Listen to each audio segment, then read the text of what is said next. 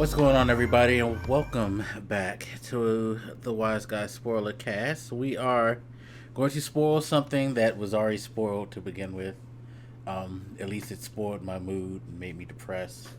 Um, Sickened me. It left a lot of questions in my head. Left me pretty disturbed a few times, too. We're talking about Euphoria. New HBO show featuring Zendaya as the main character, Rue, who is a 17-year-old who recently had an overdose and has come out the hospital and is trying to get her life together while dealing with the goings on of family life and high school. Yeah. If that don't depress you in itself, then you could at least make it to episode 1. And if you make it through episode 1 and stomach episode 2, you might make it through the show. I gotta just toss out there, if there is a warning of some type, a trigger warning of some type that could be applied, apply it to this show. There are a lot of when the show starts, they give you the warnings of what you will see. Anything that you can think of that might fuck with you as a person, do I want to see child pornography? Check. Whether or not they're kids. Mind you, and I have to preference this. Nobody on this show is under the age of 20, to be fair. They're all 20 or above. Because I actually had to, after watching the first episode, I was so fucked up. I literally, who's not? Who's what? Who? Nobody. Take that back. Nobody in the main cast. But what I'm saying is nobody that's in a scene, right? They're not having literal child. Nobody in the main cast who's the focus of the story. Okay, you have the two twin brothers. All right. And you have Storm, what? I forget her last name. Storm Reed? Yeah, Storm Reed, who the girl from A Wrinkle in Time. She was in When They See Us too. Yeah, she's 16. She's 16. So the most they get into though, that's drug use, and kids being stuff that you're probably comfortable actually seeing teens do. They curse, do alcohol and a little marijuana, but nothing serious. Everybody who's into there are implications, but it's I mean, to be quite honest, we could say the implications could be just shit talking for the most part, because those two little motherfuckers. I'm just gonna say. So let's just dive right in. Episode 1. Is it all 3 dudes with Kat in the room? The video that was leaked, because that's not really specified. She just went to one of the twins. It is specified actually, because when she cursed her out, remember she said, "Take it down." So clearly, he was probably the cameraman. So while they're not engaged in the acts, they're around that shit. By the way, because remember, they were the ones who were egging dude on, the football player, McKay, what was his name? McKay. Yeah, they were the one who was going egging him on while they were watching videos of what would supposedly be the girl that he liked. So they clearly, but again, let's be honest, all of us, if you were in high school, you've been around porn. So the amount of times the sentence that's child pornography, right, is uttered in this show. If how most shows they're you could be on the hook for murder. You could be. I feel like it was they're so did you know this was child pornography? I feel like they were giving that subliminal message to people. If you're a teenager and you watch this, they were giving you the subliminal message that the shit that y'all doing that y'all think is cute, just keep in mind that this shit can come back to haunt you at some point. Please check your state laws. Yeah, I'm serious.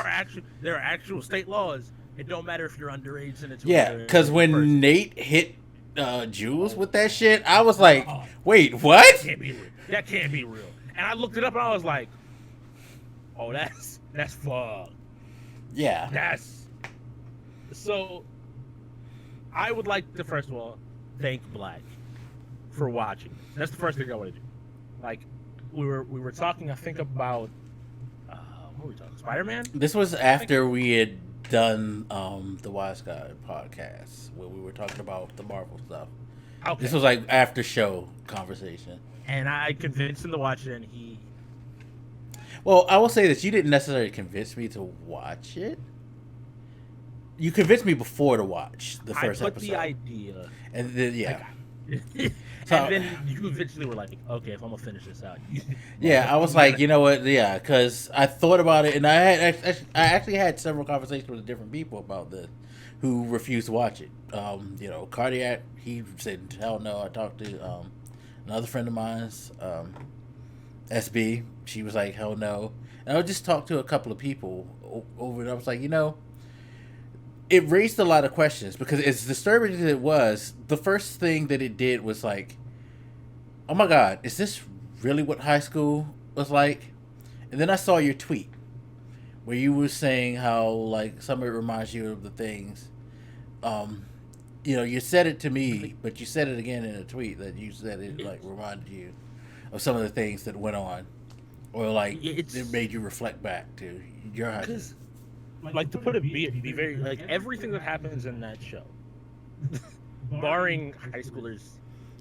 I mean, assaults happen in terms of like physical assaults, but the drama part of the show and the TV show part of it is the idea that all of these things are happening in the same town to characters that are all interrelated in like one small area. But I can think back to high school and every one of those situations, like, oh yeah, we had sex, so that person's a this, and there's stuff flying around and it's posted, or it's this. There are people that are on drugs. There are people that are transgender. There are all these things that like they cover throughout it. They're the people that get pregnant. They're the people that have anger issues and have domestic violence. Like I can think of all of that happening in some capacity in my high school. Yeah, and I don't think I think it's gotten worse, if anything. Like since I graduated, and that was only, I guess now about 10 years ago. It's a little under 10. And that's kind of where it led me down. Like, I need to see this and then have a conversation about this because, me being 43, like, my remembrance of high school is a lot different. Maybe age has shadowed some of it, but we didn't have stuff on the levels like this. Like, sure, there are people who use marijuana. They didn't necessarily do it on school, but you knew they used it. You know what I mean? Like now you see kids just walking around with that shit like it's nothing. Like the big controversies, I would say, in the late 80s, early 90s when it came to high school drama were mainly like, oh, she pregnant, things like that. Somebody might get in trouble with the law for doing something illegal, like, I would say maybe selling drugs, but not on campus because that didn't really happen. You know what I mean? But it didn't really happen. It's like you might have known somebody who might have had some weed and traded some weed, but it was like it wasn't like, as far as I know, and maybe this is because it's the circles that I ran in, but as far as I knew, there was no Fez or ashtray in like my generation.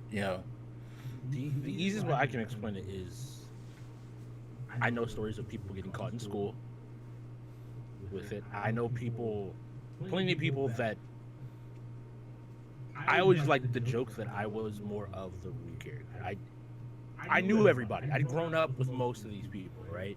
So I knew enough of them and I knew enough people that I was like, they know who the plug is. Right. And the plug is never usually, it's not like some 45, 50, 60-year-old dude right that's doing it. It's somebody that's like, I think I saw something like the post, like speaking of, is Fez is like the oldest, we'll say main character that's not like a parent.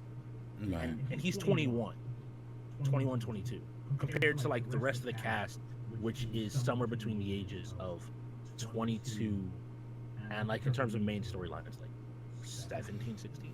Yeah, so at some point he may have interacted with them even in school because he was Rue's dealer before the overdose as right. well. Like that is established, which is still there are a few characters, like a lot of these people, they are legitimately like first time actors or small name actors. I want to give them their credit because I think what may have felt a little bit cheesy, or like the acting was kind of, there were some great performances all the way out. I'd say Zendaya and Hunter Schafer, who played Jules. The two of them throughout the entire show. And even I'd give Jacob, he plays Nate.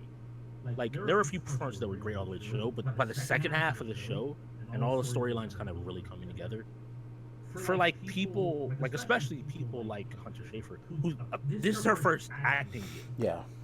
Yeah.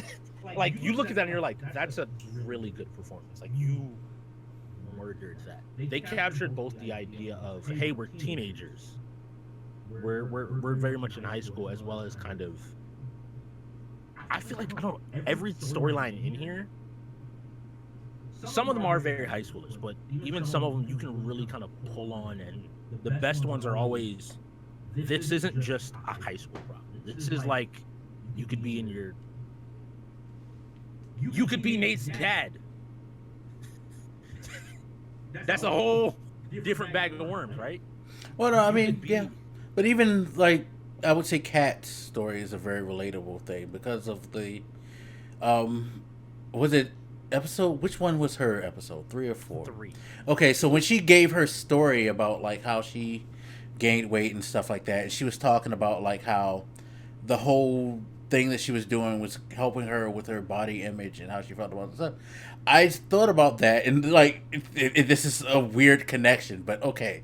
So, Kat gets to the point where she ends up being a cam girl on Pornhub. They named it. See, that's how you know it's relevant too, because they were willing to drop the name. They weren't just like porn site. Hey, they're like, nah, you are. Yeah, and I gotta feel that Pornhub is probably was sitting there like, oh shit, we better start checking through all these accounts and making sure, cause I don't know what's going on here. Because seriously, if you're Pornhub, yo, you gotta start like really digging into your people. But that's my thing. Like, it's at least got to be YouTube, right? Where you got to provide like a YouTube, when you fill out the monetization and stuff, you had to provide like a social security number. You had to provide enough information. Yeah, and I hope that they do now, that. Are they actually checking? Exactly, because I don't think they made this up just for theater. Like, seriously. So, like, I mean, the funny thing is, well, the thing is, one quick thing that we didn't mention. This whole story is written by someone who I forget his name. Sam Levinson. Okay, and he openly said that Rue, the character of Rue, is kind of like in the image of his life as he went through teenage drug abuse, and he's seen some of the things that go on in the story while he was in high school, and he dealt with a lot of those situations. So there is a reference point for this. So that's why I say Pornhub. Serious. Yeah, like even if you don't, if we want to be generous enough to say maybe not in high school, there's a 17-year-old guy or girl on a college campus somewhere doing it. You can trust me when I say the stories of like, oh, she stripped or cammed her way through college, or he did whatever to make his way through college. Those aren't just like urban legend.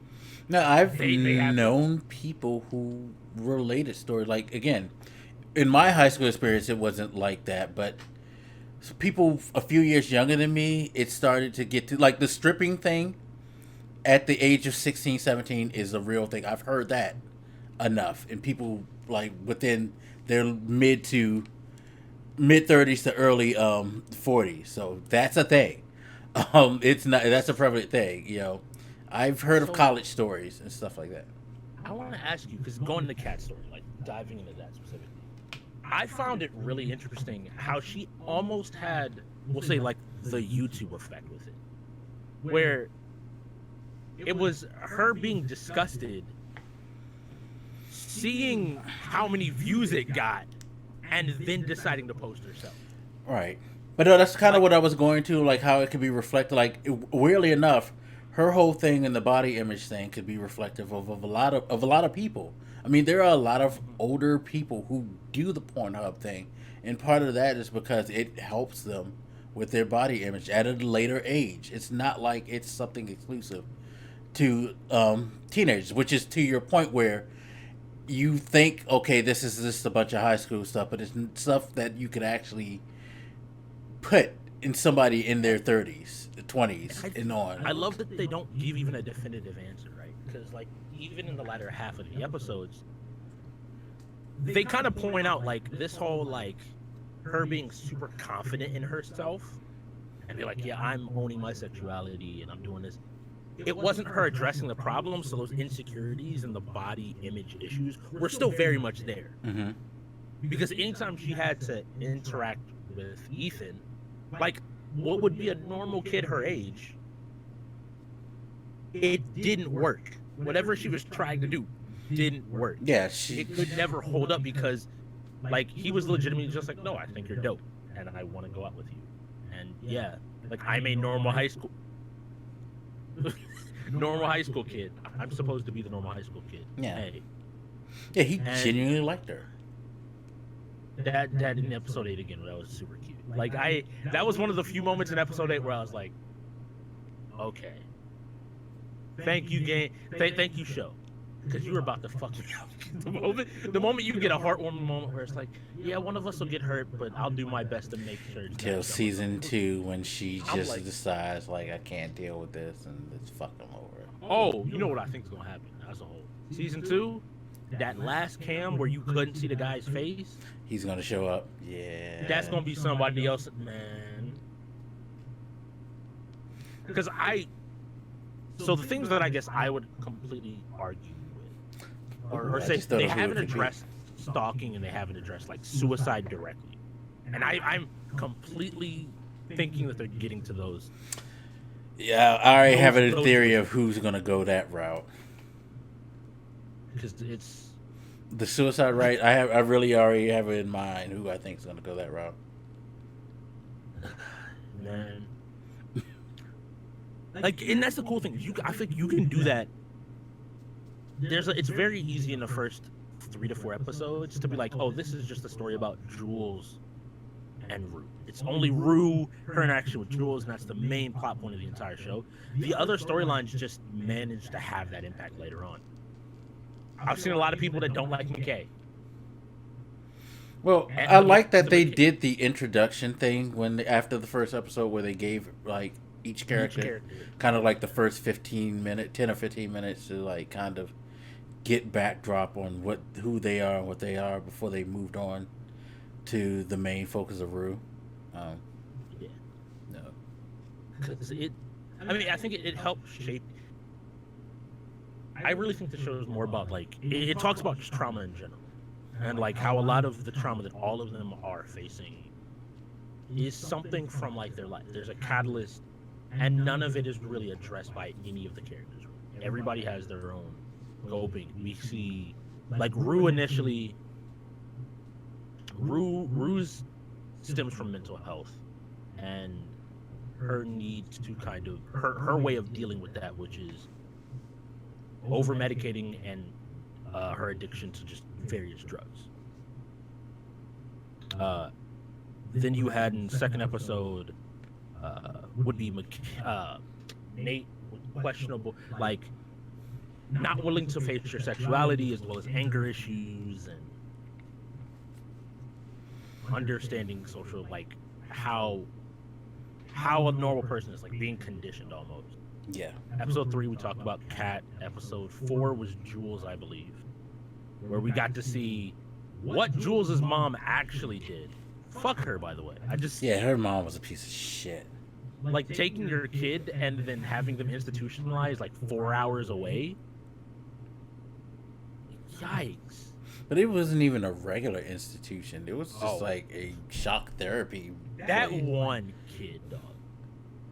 It wasn't supposed to be funny. But the one kid in the place that they kept bringing up. Yeah. Like, they were just... And that's the thing. This show, for anybody that's willing to watch this, this show is not the show that's going to shy away from the topic. Like, if they're going to hit you with a, like, hey, this is what's going on, and it's fucked up.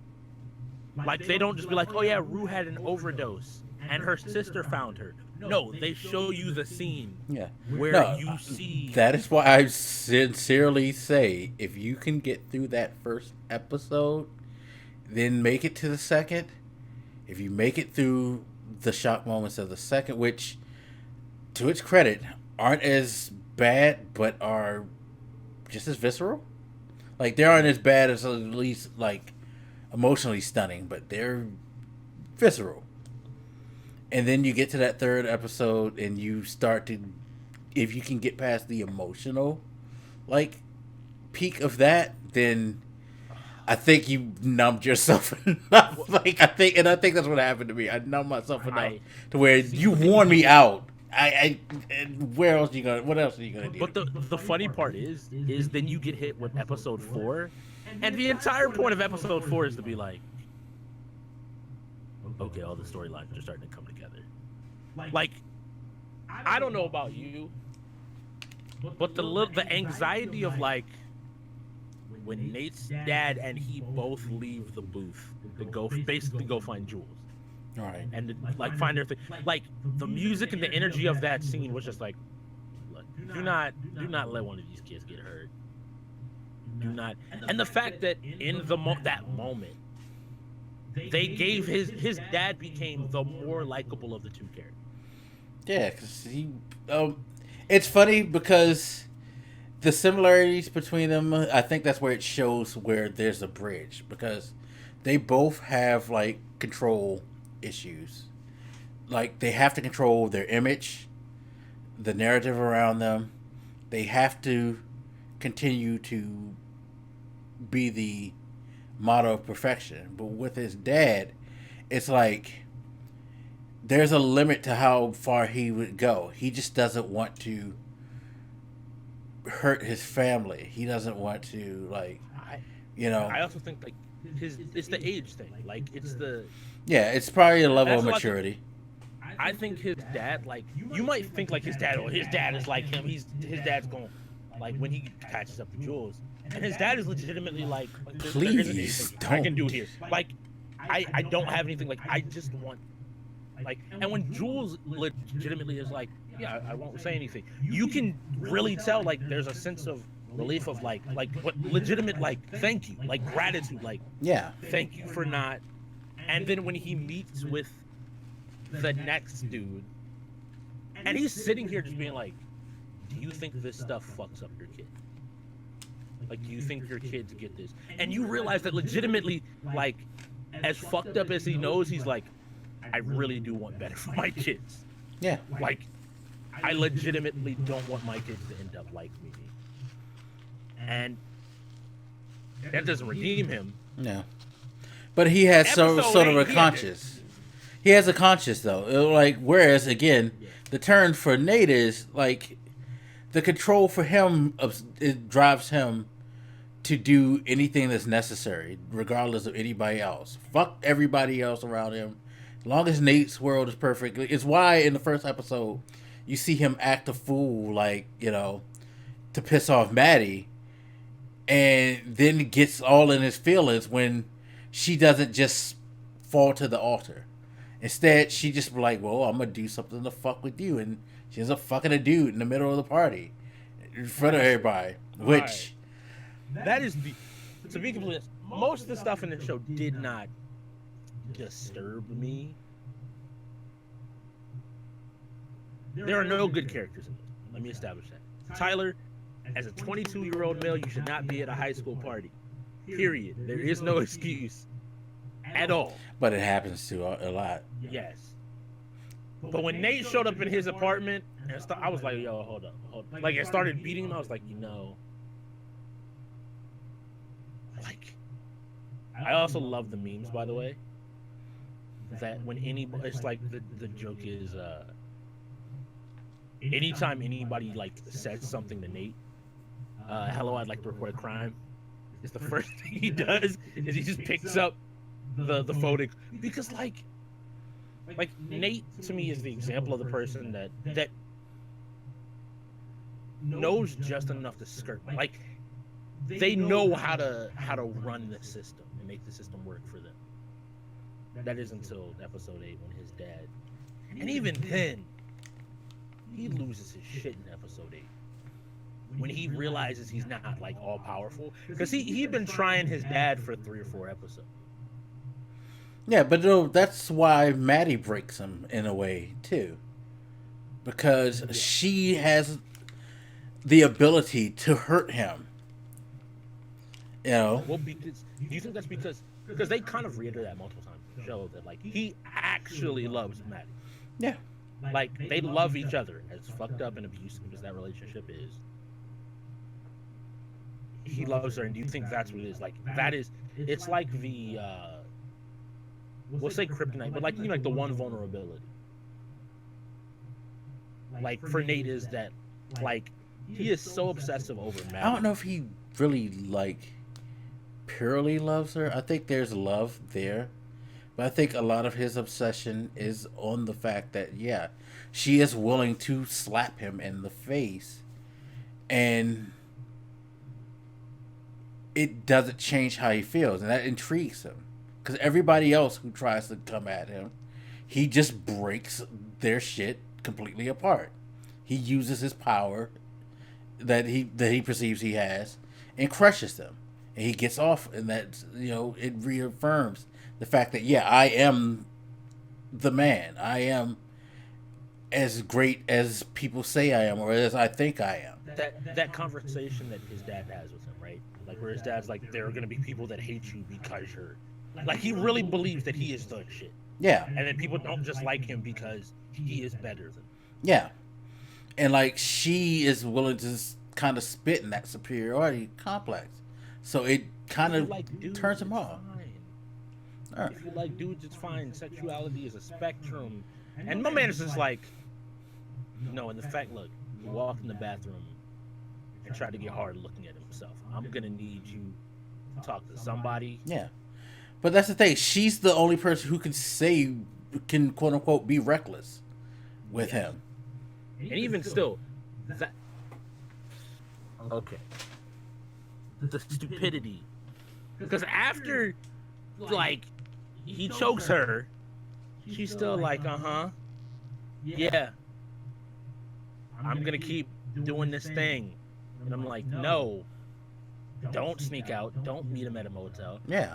First of all, I understand your dad owns half the town. Y'all both should not be fucking undercover at the same motel. Like, really? Like, what is that? This is ridiculous. But I think like Nate's storyline ultimately, it feels like the evil jock storyline initially, but I think hopefully in season 2, like I've been trying to figure out where each person's going, right? And Nate's storyline to me is the most open as to like what is the epiphany he needs to have. If every single person on the show needs that kind of have, I feel like he won't. He will keep doing something until he gets caught. I feel like he'll have it where he'll realize it, but I think he will be like, I am what I am, and ultimately he's fine with that.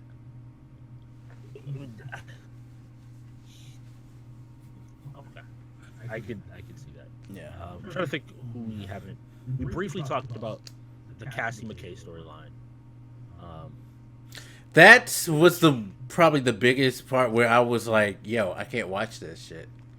Until Zendaya's voice came in. Like, cause when they started having sex, he started choking her, and like okay, so like, and she started like, stop. I was like, don't do this. That's why I was so glad. So like, they were really like, here's the thing, they were good about not. Episode 1 does not have a rape scene in it. I think that should kind of go as a given, but that's a good thing. Yeah. But it talks to the awkwardness of sex in high school. Yeah, because dudes see shit and they want to try it. Yeah. I mean, and it's even worse because McKay's the whole, like she like blah blah blah, and friends are. And yeah, he let them motherfuckers hype him up anyway when they were showing the videos, which it's never truly established. Like, you kind of get the sense that, yeah, she did do videos because of the way she responds to the question. Her episode. They covered that in, I think, her episode was episode 7, right? 6 or 7. Yeah, when they talk about the family and how people. Yeah. But I think because like there was a point where they're like, she always eventually gave in to her boyfriends when they would ask to record. That's right, they did. Which is, it's one of those things though. Like, I guess like a lot of people are kind of like, hey, McKay and her broke up. And as shitty as it is to sound, I feel like McKay had the most normal reaction to hearing, like, look, fellas out there, especially high school, if you're in high school and you have sex and your girl comes to you and says, hey, I'm pregnant, support her. In that moment, support her. This is not the moment to be like, hey, I think we should get rid of it. Like, what the fuck am I going to do? Blah, blah, blah. Like, but I think that was a real reaction. I think that's what most young men do. Like, there's some that are just gonna be like, yes, I will. I kind of hated that reaction, only because he's a black guy, and yeah. I feel like, you know, we're gonna get that, you know, that niggas ain't shit scenario, basically. But I like how the scene ended up, like, where like she said, like, again, great delivery on the like, I just wanted to dream a little bit, and like you kind of see that on him be like, wait, I think I fucked up, like, and he was kind of like sat down and they kind of just laid there, and then the idea in the like episode 8 where like her entire point is like, yeah, fuck love, fuck dudes, I'm done with it, which is completely understandable. I don't think that storyline's over, but I think it's super interesting because, I mean, I think you and I both need to talk about that episode. Just ignoring that, McKay as a character, and if you want to ignore everything else, the way they portray McKay and the idea of the black male experience in this country and what you're expected to do in a lot of situations.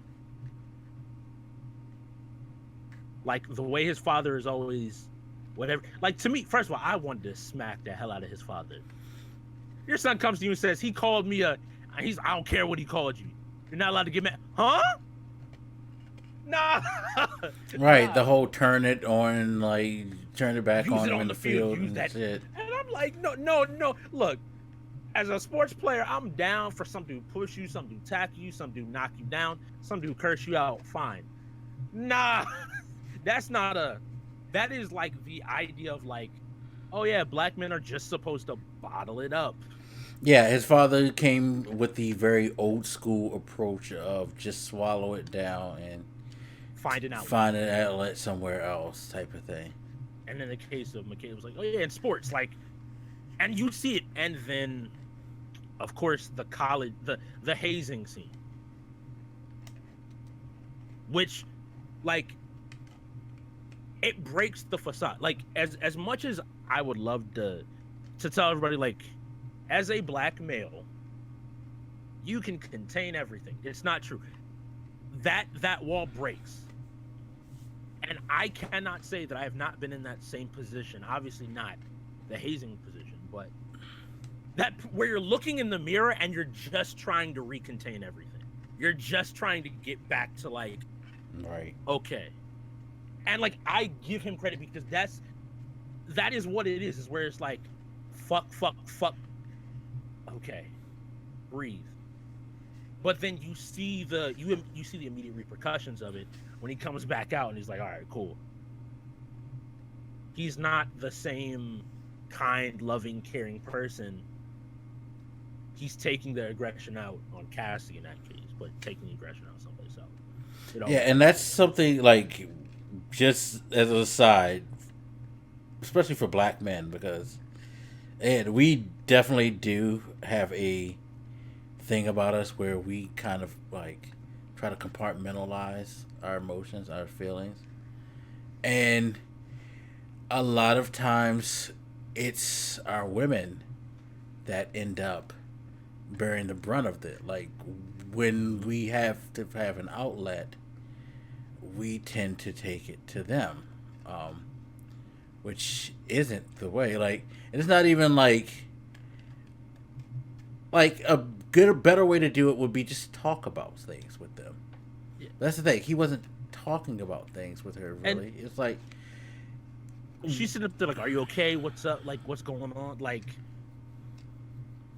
but yeah, It's like the one time he tried to have a conversation, he snapped on her because he, felt like she wasn't necessarily listening. The thing is, he didn't realize that what he was doing was trying to like tell her, "Look, can we talk about something? Because I really need to get something off my chest."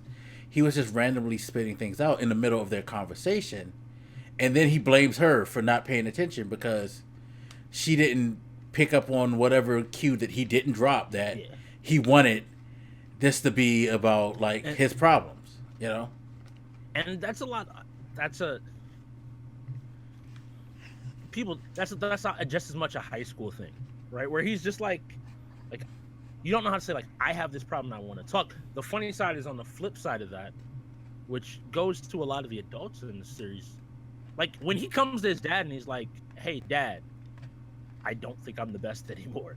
Like I don't think I can do this. I don't think I can go to the NFL." I like he starts to try to have that conversation with an adult. He still doesn't get that back.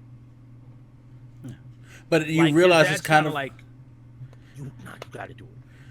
But no, and you realize in that moment it's kind of like it's not necessarily because of just that's the type of person he is. It's his father, and again, being a very realistic. I'm sure that the writer that wasn't his intent, but being a very realistic black thing, there are times where you cannot address your father in certain ways because he's not going to know how to react to it. Again, his father has always been about, we're going to get my son to the pros. It's never been about the emotional connection. It's always been about his talents with him and his father. So when his son tried to emotionally connect, it's like, yo, what the fuck is this? He's basically just like, "Hey, look, whatever it is, you just gotta figure it out, get to the league, and it'll work out. Like, if you can reach the goal, everything will work out." Yeah. And that's like, I just think that was so well done. Like, credit to, I think his name is Algie Smith. Oh, side note, did you know he wasn't the original McKay? I believe like. So the story that I read was there was he was a rapper. I don't know his name, but it was like a small rapper, and it was going to be his first acting thing. And they said during the recording of the pilot, he got so fucking disturbed by what was going on in the show, he quit. It was so. In some of his further interviews, it was the hazing scene. It's the hazing scene is the scene that he just could not do. But that's funny because he didn't make it to what was the hazing scene? I don't think it was filmed linearly. Gotcha. And so it's the idea of because like all the episodes were done by the time it started airing. It's why a lot of people are speculating they can start filming this fall and have it out for summer of next year if they release. Makes sense. It's funny. I always forget that they never really film anything linearly anymore. Like, especially episodic things. Yeah, they don't necessarily because these things are released at different times. So, in whole. And it was. It's a like to me it speaks to the cast here that I think a lot of the reason why this show has gotten as much popularity is because it's willing to kind of it's almost like a release of like we're gonna look at the ugly stuff and it's gonna be ugly, but you gotta look at it. You gotta look at it. You have to like kind of see it for what it is, and then like once you kind of see it, then you can start working on fixing it. Because like that entire storyline's hard because they're some of the normal kids. Like they're the more normal of the kids. It's just kids in high school. They have sex. Somebody gets pregnant. It always happens. Like, I'm sorry. Like, somebody gets pregnant. That's why they like to say, like, the only way to not have a kid is to not have sex. You do it enough times, regardless of whether you're using protection or not, there's a chance that it happens. Yeah. And, like, you have that infidelity's brought up a lot, and specifically in that storyline, because it's the idea of, I mean, Cassie's on the flip side of Micheal. So Cassie just is a girl looking for love, real love after she's what she the loss people of her pleaser. Father. Do you think, how much of that you think stems from the loss, like her storyline with her father? Yeah, no, I mean it's part of what her people pleasing way, because she looks at her mom, who literally pushed her father out of their lives, and I think her idea of love is to do everything you can to make that person happy, so they'll want to stay with you, because her mom gave no fucks. Yeah. You know, she don't want to be that person who don't give a fuck about the man that she says she loves. You know? Yeah. There, those two, that's her parents are a whole thing and a half of like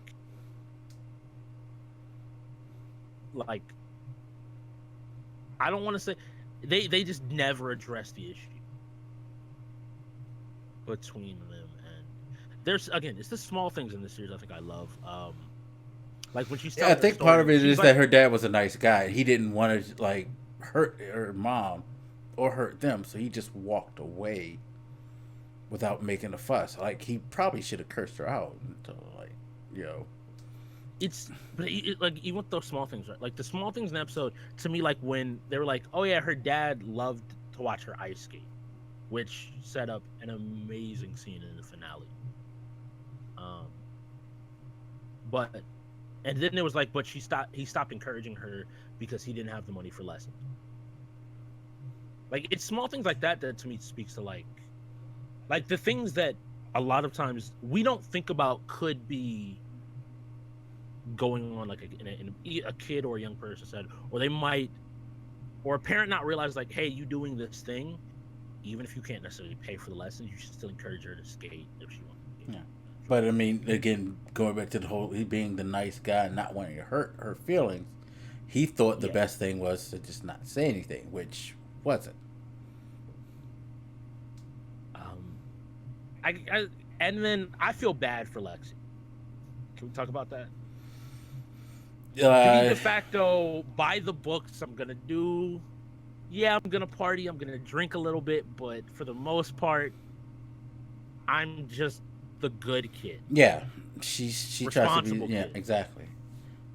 And it's almost like it feels like she's so overshadowed in that household. Yeah. Like, and that's what the worry is on the flip side, is like, now at the end of the season, she's like, oh yeah, maybe I will just find a random dude to fuck. Yeah, it's kind of like, please don't go crazy, like, don't. But it speaks to the whole high school level of things, because look at the people who she hangs with for the most part. Like, I feel like if her and Rue actually hung more, she wouldn't go that route. Well, I think that's the hard part. And that's the thing. She would probably prefer. She kind of hinted that, like, yo, I wish we were friends like we were, Rue. Like when she came to her for the pee. It's like Rue isn't in a place to be the friend she knows she needs to be. Right. Because what I will say is, like, regardless of how you feel about everything, Lexi was there for Rue the entire season. We're not gonna talk about, yes, she enables Rue. Yeah. But similarly, when we get to the end of the episode, of the Halloween episode, where Rue is basically on the point, the edge of a breakdown, she's the person that's like, no, it's okay, you're doing fine. We care, we love. Like, she's like, no, we are here. I'm here. You don't have to worry. Like, she is that pillar to be like. She also saves her sister in that episode, actually. Yeah. No, she is that person who everybody can depend on to be that shoulder. But after they're done using her as a shoulder, she's kind of like, and it's funny because she would be the one that, if anything, kind of reflected like high school in some parts of my life.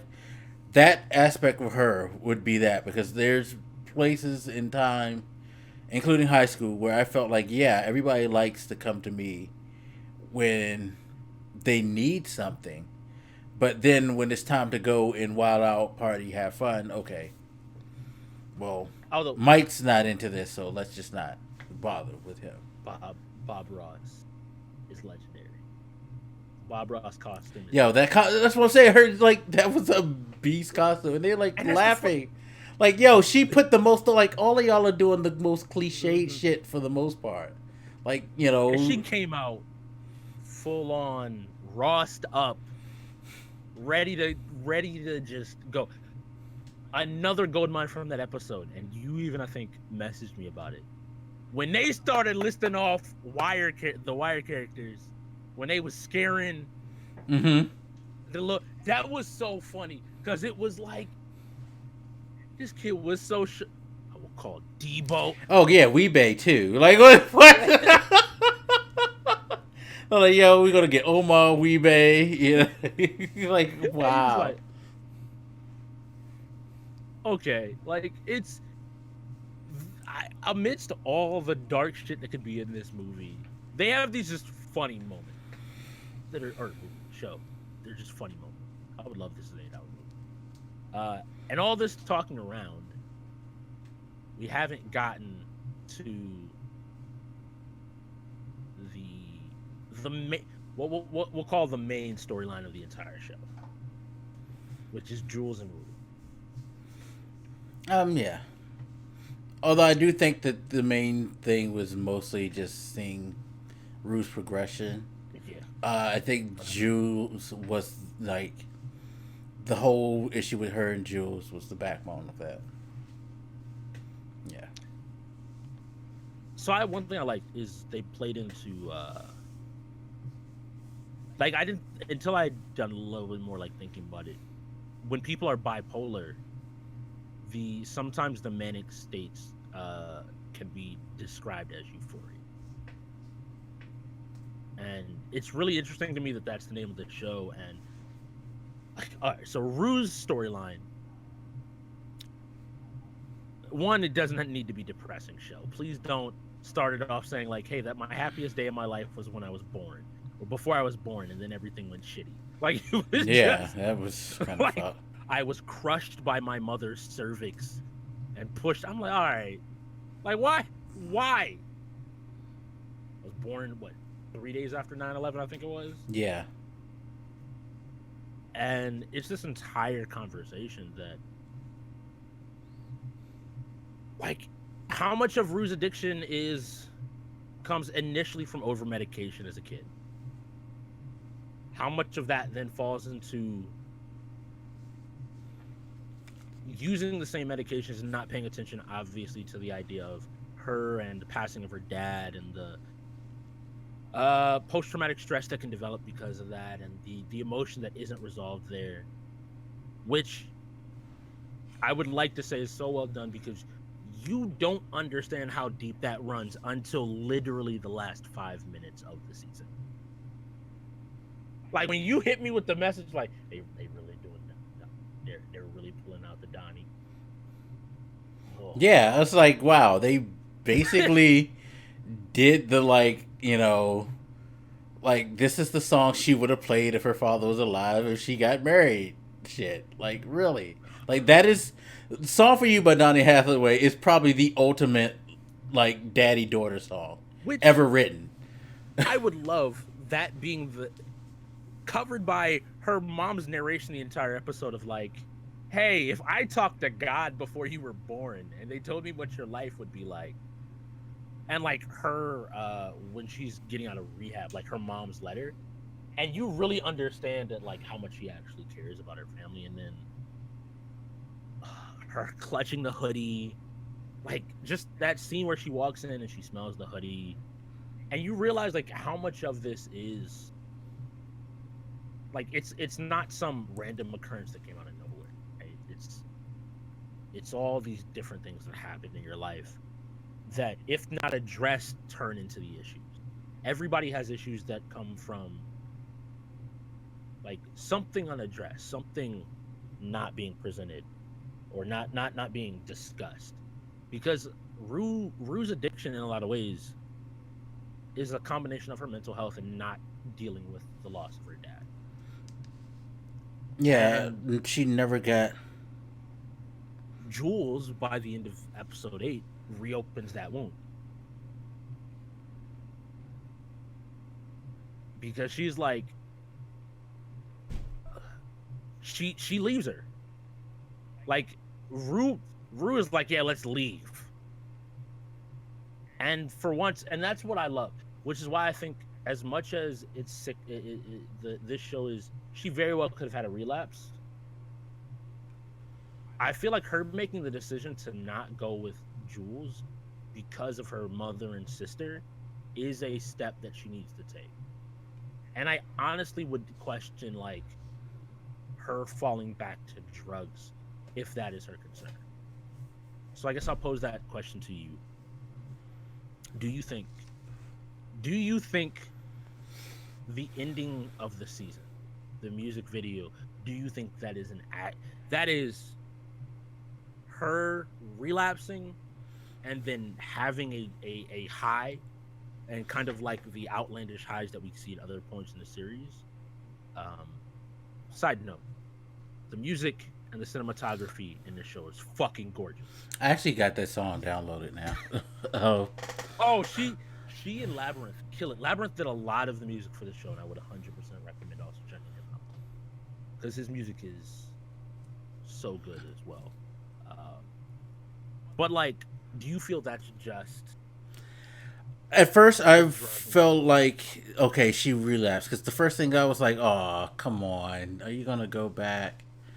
But now I'm not so sure, especially when you like actually look at it, because I actually felt like I'm not sure once I actually looked at the video again just to hear the song, because again, it's a good song. It's a really good song, like, seriously. And I wanted to hear the whole song because they play it kind of through the credits, but pretty much like everybody else after the show, I wasn't paying attention to that. I was like, fuck that. I gotta like get on Twitter and tell this motherfucker, like, fuck you for making me watch this shit and all of that. For those that want to see it, one, I would recommend... but HBO does have it up on YouTube. As well as if you go on Spotify and look up Zendaya and Labyrinth. It's All For Us, or All of Us, I think. All For Us from the HBO original series. Yeah. Labyrinth is spelled Labrinth. Zendaya. And I want to... They kill that. Like, it is... Yeah, because like, that's the thing. The last thing was more of a music video than anything, which was a damn good music video too, because it fit the theme of what was going on and everything. I think it was. Yeah, my stance is like, I feel like that's more of a. It kind of is. It talks about the cycle of addiction, but I think it's more of like, because the last scene we get is her falling back as like. The hands, the voices, everything goes up, and then it says "until then." And like, I'm looking at that as, I think it's like until the next part of the story, right? She's at a new place, because whether you want to admit it or not, she had no intention of getting clean in episode 1. She even makes a joke. She comes back in and she's like, "Hey, what's going on? Oh, I heard you went rehab. How'd that go?" Well, you know I don't fuck with drugs now. Because, right, yeah. Like, if you don't stop, girl, if this man Fez is just like, okay. Yeah, Fez is like, that's what's up. Yeah, all right. Yeah, I love Fez. By the way, we haven't really talked about Fez, but I love Fez. Like, his whole demeanor. Everybody out there, fuck the friendly neighborhood Spider-Man. Look out for your friendly neighborhood drug dealer. Got a heart of gold. Look. But yo, like, I've never done a drug in my life, but I do know people who have drug dealers. I mean, I think we all do. And I will say this, I have met some of them. And yo, if these aren't some like chill, like zen, like philosophizing motherfuckers, if you ever met them, they usually are the people who like. It's like, yo, you sell drugs. Why are you trying to kick knowledge to somebody? What the fuck? Like, But it's like they don't necessarily give bad advice though. That's the thing. It's like you think like you're a drug dealer. You have no right to be able to impart wisdom on anybody. But damn me if they can. It's really funny, right? Because we're not. I'm not trying to give levels to how messed up people were, but the two most messed up people in the show, in Rue and Nate, are the two people to tell him like, the fuck are you saying to me? Like, you're a dropout drug dealer who has gotten a bunch of kids addicted, and you make a living off of that. But then we get to see those moments where, like, real creepy drug dealer Mouse is like, yeah, here, try this. Lick it off my blade. Yeah, Oh, Mouse wow, is a son of a bitch. You can't pay for that. Hand on thigh, like I'm like, all right, Mouse. And he was ready. My man was like reaching for the gun. He was like, look, this ain't happening. Ashtray was looking at him like, yeah, we gotta handle it. And the fact that even with that, like, you come to the realization that like he's probably just trying to keep his grandma's house. Yeah, that's all. Like, he's taking care of his super sick. And I think you'll find like a lot of them, it's just about taking care of responsibility. It's like whether you agree with it or not, their reasonings do have like some merit. I guess I don't know but there's a noble reason for them to do fucked up shit in most ways. And the reality is, the sad reality though, is exactly what happens to Fez, which we didn't get into. Like, you get put in situations that are super, super shitty that will probably at some point cost you your life if you don't manage to get out of the system and out of the game and out of dealing drugs. Because, like, I mean, we had this conversation right before we started. Here's the storyline that we're just sitting here like, did he live? Yeah. Because, I mean, Blak, even if we say he lives this time, right? How long until Mouse finds out that his plug for prescription drugs got robbed and beat up the same night that Fez was late bringing his money, and it had blood on the money? Like, Fez is essentially like a walking death flag. He's going to die. Fuck Nate for that, by the way. Fuck Nate for that. Fuck Nate for that. But it goes to show you how, like, at the same time, how impactful what Fez says is, because he ain't lied to Nate. He didn't say anything that Nate didn't like understand and believe. Nate didn't try to fight him on the spot. Nate didn't try to do anything. No, Nate talks shit. Was trying to be like, oh, it's a joke. It's a joke. Right, because Fez is just looking at him like, yeah, like he literally like tried to like clown him because of whatever happened to Fez. Did they ever say exactly what happened to Fez? Like, no, like essentially they just bring up the fact that he dropped out of high school and is a drug. Like that was the main dig at him at all the time. Because he was like, yo, you're like retard and all of this stuff, and it's like he was like, okay, so he's trying to like clown and make he tried to do what Nate generally does, and that's try to shame people over the fact that they're nothing in comparison to his greatness. And Fez, being who Fez is, he was like, that's cool and all, but I'm just saying, you mess with Jules or Rue, I'm gonna kill you. Like, it was calm as fuck. I feel like that's that thing, right? It's the idea of that motherfucker that feels untouchable.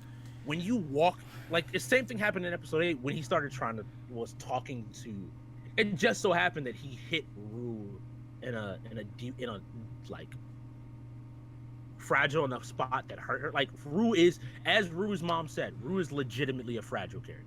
Yeah. Barring everything else, she's a fragile character. But he is really, the fact that he is essentially, because Rue said to him, like, look, I don't give a fuck. I've almost ended my own life. I don't care what you try to do to me. Fuck with them again. Fuck with any of them again. And the same thing was from Fez, where Fez's entire point is like, look, for the people I care about, I've been in life or death situations. Yeah. I have no problem telling you, not on some movie, TV villain, because he didn't look angry. He didn't look anything. He just looked in his eyes. No, he was just like, yeah. Couldn't just be like, yo, like, no, like, oh, is that a threat? Nah, just don't mess with him. Just don't mess with him. Leave it alone. Yeah, he was like, here's your change. Have a good night. All right. He's like, yeah, I'm going to murder you.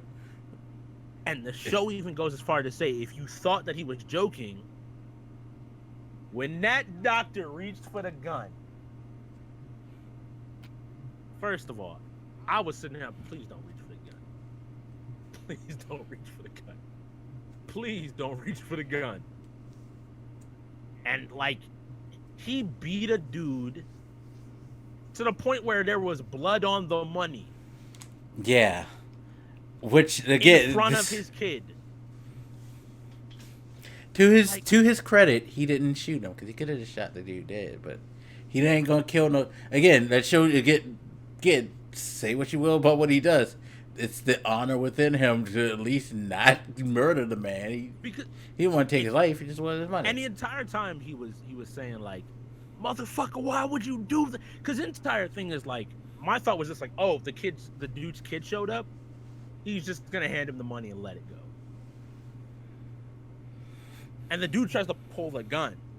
Yeah, no, like, motherfucker, what? Like he was more mad that he was more mad that he would put your son in a situation like this, I think, than the fact that he just reached for the gun and tried to go after him. He was like, why would you do this in front of you? I think that's how it was in Fez's mind. Like, why would you do this in front of your goddamn son? And I love that starts another cycle, right? Like, because that's now the trauma of that kid. Yeah. Is seeing that. But like I said, Fez is a walking dead man. I'm sad for it. But I just hope he kills Mouse. I really hope he kills Mouse. I thought that's what his plan was initially. Yeah, I did too. I thought that they were just gonna go and just like take out. How would you rob his plug? I think maybe his plan still is to get Mouse. Maybe. And get him first. I'm trying to think what else there is. We didn't talk about Hunter Schafer, Jules. Jules is an interesting character because I feel like Jules has a lot of her own problems that aren't addressed because we're told the story from a lot of Rue's perspective. No, I see a lot of her problems. I actually got a lot out of her problems because, again, when you go back and you reflect on it and you look back, once she makes the decision to leave, actually, the biggest turning point that made you realize, like, yeah, Jules kind of is just a very selfish, flighty person, was when she went away the first time. And she met that other girl and they went to the club. Didn't call, didn't text, until after everything had happened, and then she was like, hey, I miss you. Yeah. Like, she kind of is just into herself. Because you find it really funny, right? That she struggled the whole, we'll say, like, so far, it's been half a school year, right? Because we're, like, at the winter formal. She struggled half the year to be able to say that she loves Rue. Yeah. Whether that's because Rue's a rebound or whatever, right? But after one weekend, she's like, yeah, I love Anna. I love this chick. Yeah, no, because when Rue asked her, she immediately said, yeah. And, like, but that's the thing, is I love how polar opposites they are in a lot of ways. Because, like, when they're in the bathroom stall and Jules is like, I want you to want to kiss me. After Rue asked her, like, hey, do you want me to kiss you? Like, it's this idea of, like, Rue is timid, Rue is the shy, whereas Anna's just like, yeah, okay, cool. Yeah, she bit me. Like, what the? We basically did, probably they did Molly and then went to a club and just went at it. Which was really weird when Nate showed up. and I had to realize that had to do with the fucking. That had to do with the fucking drugs and hallucinations of her seeing Anna as Nate, which I think because she has a name as well, we're gonna see more of that character. Yeah, Well. I think that's where you're gonna see her a lot when, I guess, Jules decides to show back up, whenever. I think she'll come back. I think the thing that's weird now though is, like, man, it's really shitty because even though I know that high school relationships don't last, I was kind of hoping like something works out or somebody ends up happy, and I'm just like none of this. I think if anybody does, and it's probably one of the, pretty much everything's a low percentage thing. Like I mentioned how I think suicide is going to come into play with a certain character. That's Maddie, all day, every day. Maddie is Nate's girl. her. Like, yeah, she's gonna like fuck herself up over Nate. I was actually thinking Lexi, but that's a whole. No, Because I think she'll be fine for the most part, unless like my thought was if something happened to Cassie, and then nobody was like legitimately checking on her. Credit to their mom by the end of the season, not just laying on her couch and drinking wine all day, but showing like up to the hospital. when your daughter like needed you, you were there for her. Yeah. That don't resolve anything, you know. Oh, I mean, I'm just looking. It was a nice gesture. I give her credit where credit is due. Yeah. Rue's mom is trying her best. Bro, okay. I just want to talk. Like, again, it's the funny moments that I come back to because amidst everything. Like, yeah, I was kind of cunty, where she was like, sorry, whatever your face is. I'm sorry for saying fuck you. What I really meant to say is my mom can do better. My mom can do better, and I hate you for sitting in the chair that my dad sat in. And just walked out. I'm like, that's not supposed to be funny, but it is. It was hilarious. That's not supposed to be funny, but it is. I know, like, I'm all over the place, but I feel like that's ultimately what the show is all over the place. But the show is not told linearly. You really have to pay attention to really understand the order of events when stuff is happening. But to talk about season 2, what we have, Jules is in the city now. Rue. By the way, the reason why people think that Rue may have died goes back to during the dream, the dancing and the song sequence or whatever. You see her like stumble out. She hugs her mom, hugs Gia, and neither one of them react. And the only one that interacts with her is her dad. Yeah. And that's why some people are saying he died. But on the flip side, they don't think she died as well because you see her dad kiss her forehead and then push, like, let her fall personally think that it's a dream sequence. Yeah. It's a dream sequence where she's dreaming about the moment that she OD'd. I think seriously feel like that's what she's reflecting back. Like, I feel like when you saw her do the line in her dad's jacket, I feel like that was the first time she took one of his pills and got fucked up. And then it went from there. Because you think, like, the big fight, right? Where, like, the big fight between her mom, Gia, well, her and her mom, where her mom's like, get out, blah, blah, blah. And he says, you make me want to, like, and they cut it out if you go back and watch the episode. You make me feel like you make me want to just blank. No. Get out, go after your sister. And then you see her, like, it's that moment, and I really have to watch that scene where she comes back and gets that red hoodie and smells it and hugs it. And the only indication, though, is that she's wearing the same eye makeup from the day. Look, I'm just waiting for season 2. I don't think Jules. No, that's why I say I think it's a dream. I just think she just went back to that moment in time. I would also like to clarify how it's based off of Sam Levin's. He admits he did not get clean until he was 19. Yeah. While this may not one for one follow his life, if we're assuming that he is starting where he believes he began on his road to sobriety, then it's safe to say that he's also kind of hinting at like, hey, the road to sobriety is not just I want to be sober. And they even emphasize that in the second half of the season of like, this will be with you for the rest of your life. There will be highs and there will be lows, and they will both be there. To the people that like, because I've had this conversation. I was talking with my dad's nurse, because her daughter, who's 11, loves Zendaya, and wanted to watch the show, and I had to be like, no, like, I cannot reasonably let an 11-year-old watch the show. Nope. I think if you know, like, high schoolers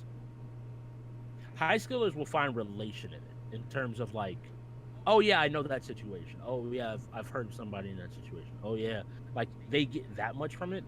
But I think you also, to a degree, need somebody that's able and understand enough to be able to process the emotion and all the stuff that this show really does. Yeah, and that's part of the reason why I wanted to have this conversation, because I wanted to get your perspective. Because again, this is kind of in your age range. So, like, I've hinted, and I think I've even talked to you about it, like how I personally feel, in a lot of ways, related to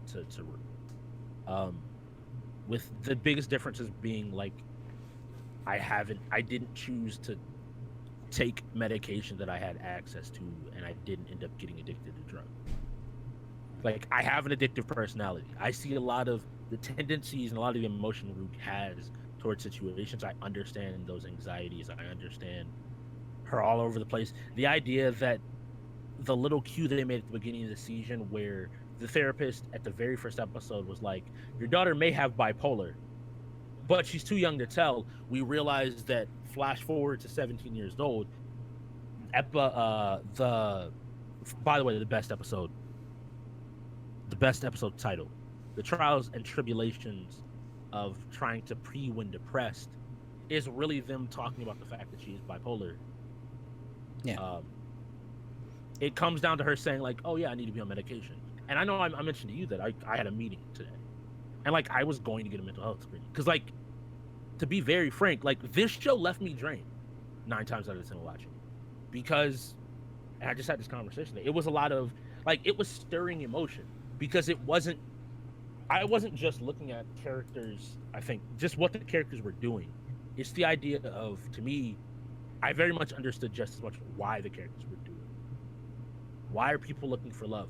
Why is and if you listen to the interviews, like Hunter Schafer, who is transgender, talking about Jules trying to like really come to terms with her femininity and conquering feminine. Algie Smith, we talked about him as McKay. The anger that Nate feels, like, all of these are legitimate things. It's just, I think that what I would say is like, the show is willing to not pull punches. It's doesn't sugarcoat it, but ultimately, in a lot of cases, like, if we go to it, Jules to me is in the most danger because she hasn't and is deciding to avoid reaching out for help. But when you look at Rue eventually like needed her mom. Her mom was there, and Rue came to the conclusion like, hey, I need to go on medicine. Cassie had to go to her mom. McKay tried to go to his dad. Nate had to be confronted by his dad. Yeah. Maddie had an entire argument with her mom, and then even Nate's dad being like, hey, you should get out of this situation. Kat's mom, even at that very last part where Kat's dressing up and doing all that, Kat's mom was there to be a support pillar. Like, I think a lot of high schoolers and teens won't take away from this the idea that, like, there is support systems there for you. Like, there is somebody that does care, and it's just about finding that person that cares, or going and seeking the help that you need in a professional setting. That's why I speak so highly of the show. I think it's what I say a lot of times. The best show isn't the show that does everything flawlessly. The best show is the show that communicates emotion most effectively. that communicates like the sentiment most effective. And so that to me, in a lot of ways, is what this show stands for. It's why I have a high appreciation. I feel anybody that has a desire to understand Generation Z, because this is like a lot of times I say this is the generation after me. I'm still a millennial, but people that want to understand Generation Z and kids that are in high school and the kids are growing up with social media as well as all these other things that have existed, like, I think the show does a good job of addressing those issues. Like, nudes are a topic, albeit brief, albeit in a kind of jokey context. Yeah, it's funny because that episode that you're talking about, that was probably the episode. If like you mentioned how she needs to be nominated for an Emmy,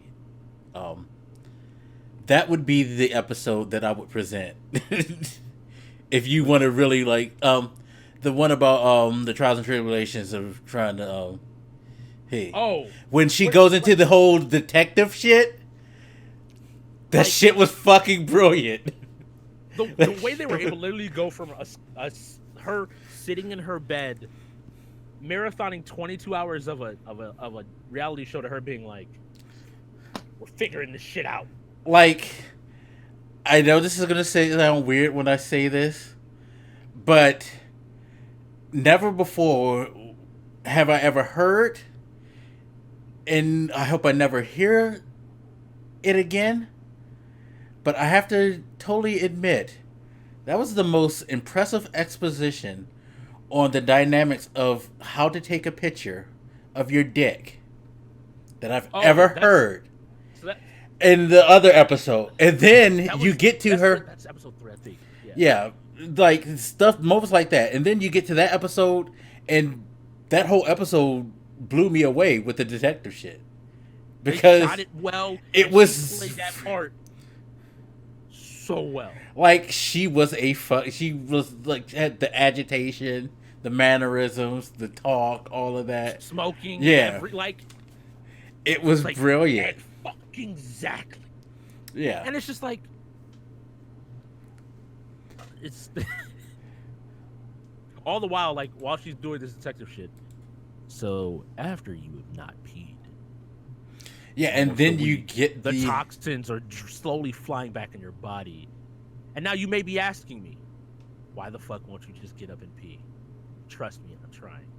Like, it's that whole type of conversation where, you know, you don't think of it that black way. Like, hey, do I want to get up and go pee? And she's like, do you want to engage 157 muscles? To walk however far. And it's stuff like that. Like, there's these little charming moments. How to take a good dick pic. Also, ladies, how to tell if your person is homicidal. What was it? It was, they're either good, they're homicidal, or they're crazy, right? Mm-hmm. Runaway. It's like runaway homicidal, or there's some dark humor, like which I had to give to millennials. The school shooter line when Ethan and Kat first meet. Like, oh, am I giving off school shooter vibes? And she's like, yeah, a little school shooter. I'm like, edgy humor. That's definitely Zoomers and post millennials. We try to be really edgy with that. Please don't joke about that, please. Or you say shit that you really shouldn't say, such as the kid that fucking Rue walked by on the first day of school. He was like, holy fuck, I thought you were dead. Really? Not, hi, Rue, how are you? Another thing, shittiest teacher. I don't care if she was a substitute or not, shittiest teacher. When Rue is forced to stand up on the stage and talk about her summer, and everybody's like, yeah, she probably doesn't be fucking princess. Like, as a teacher, you know this person just came back from rehab. How about you don't isolate them and put them up on stage like that? Yeah, like, I was like, she's having a panic attack, and you're just like, come on. Just say anything. Say something. Yeah, that was a horrible teacher. Like, it's Nate's dad, of course, is the dude that's won the State Fair Chili Trophy. Yeah, you get why Nate 30 like times. has this obsession with perfection, because his whole monologue on why he always wins, it was like, yeah, that's why your sons are dicks. Moral of the story: if you go to a party with a bunch of high schoolers as a 22-year-old and you fuck one, you're gonna get charged with a crime. Be it extortion by being just charged with assault and falsely have. All right, the police are also incompetent. There's so many little things that the police are like incompetent in that. Like, damn, we need a breakthrough on the Jacobs case. Oh, hey, somebody turned themselves in for the crime. We have another person to corroborate the crime. And oh, Maddie is finally being cooperative. All on Halloween, the same exact day. Or even the same week. It's just some stuff like that that makes me mad suspicious about the credibility of these people. Yeah. Like, I mean, there are plot holes, because but that's also the privilege. That you could argue it's like the privilege of his dad.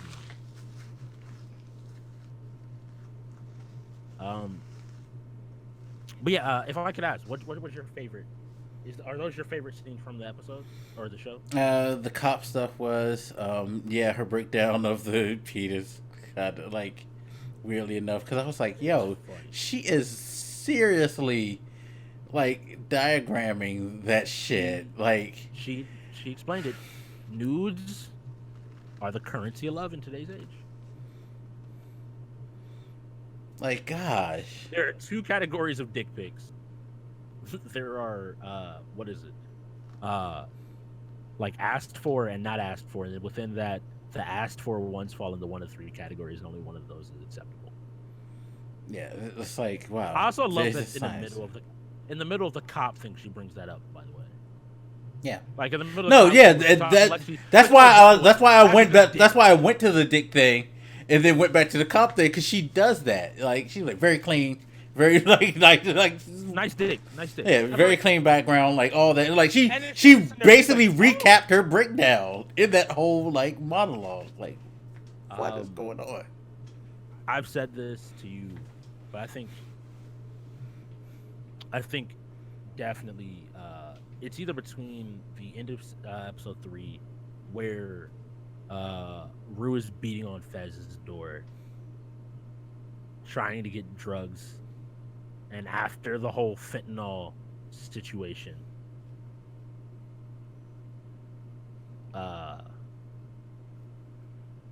like he refused to sell her drugs. Yeah. And so she starts lashing out in a very real way.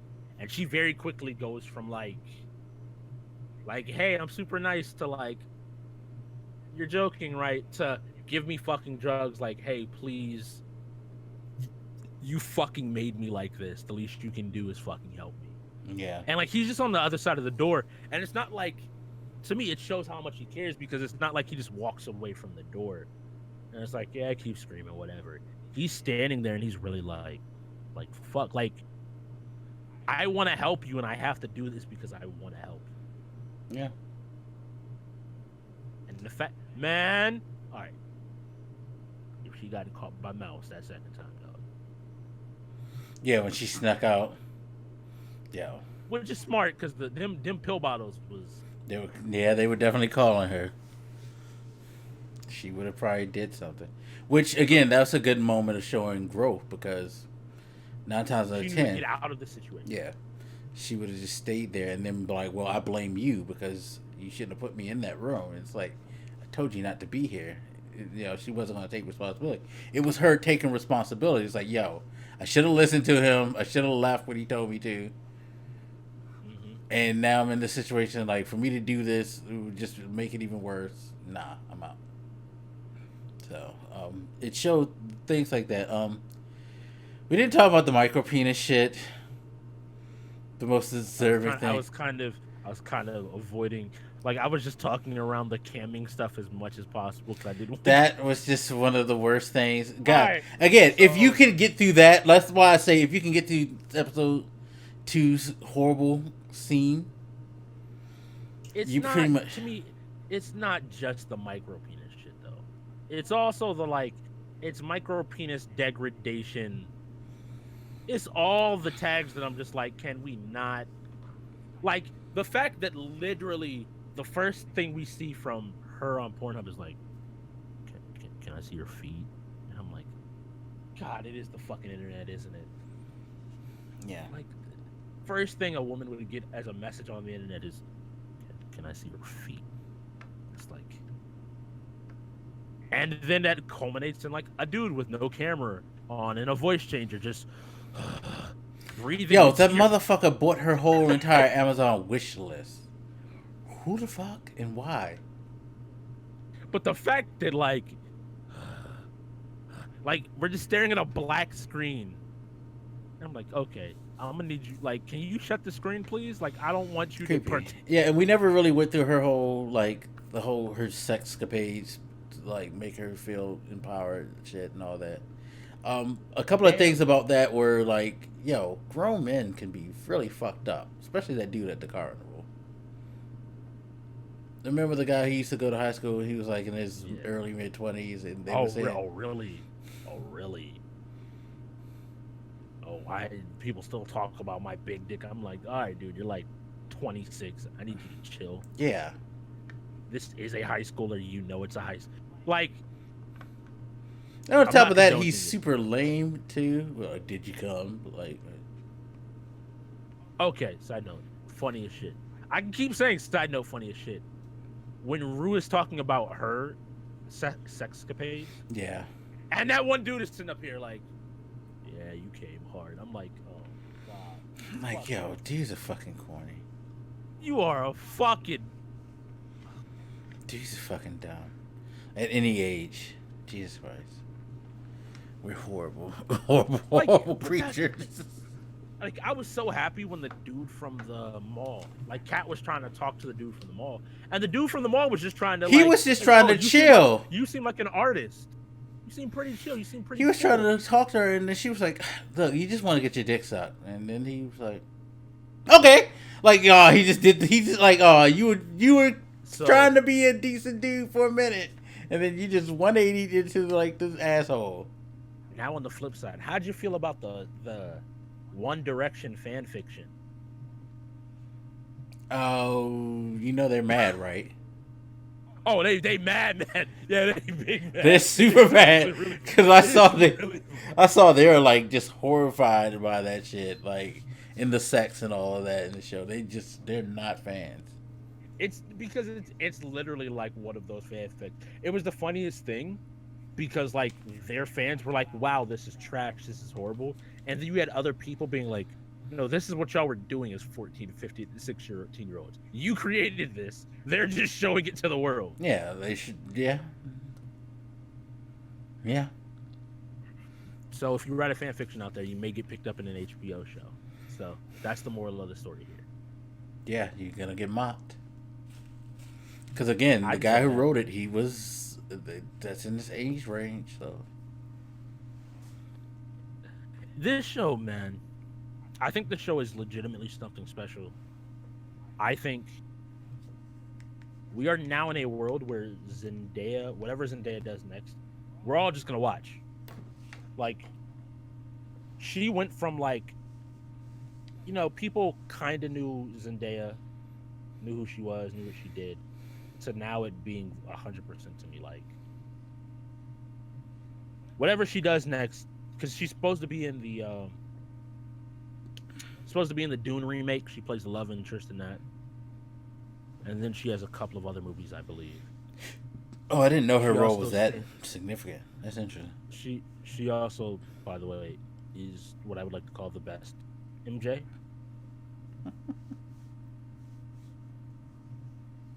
Just so that's known. You just Fucking piss off nervous, by the a way. lot of people. But yeah, no, she's had a incredible arc over the last few years. with her career. Even with Disney, I think I told y'all that, right? When she was working with Disney, she got her show. Then I believe she got the second show, which ended up being Casey Undercover, and she got the chance to meet with Disney execs on that, and she like legitimately like demanded. One, she said to change the name of the character because the character's name is Whack. They were gonna call her like Katie, and she was like, "Do I look like a Katie to you?" And also the name of the show was stupid at the time, and so it's like she literally got negotiated down Disney and got executive producing rights.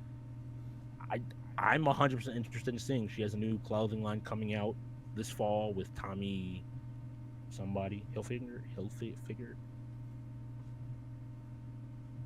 No, she's doing big things with her career. It's interesting. I've also heard multiple people say that they thought that was Beyonce on the ending song, by the way. No, it's funny because people forget that she could sing because I had a conversation with Cardiac last night, and I was like, yeah, that song that she did was really good. He was like, Zendaya can sing. I'm like, she had an album. Like, do y'all not? She can sing, dance, model, act. Yeah, she is run total business. package. And she's 22 years old.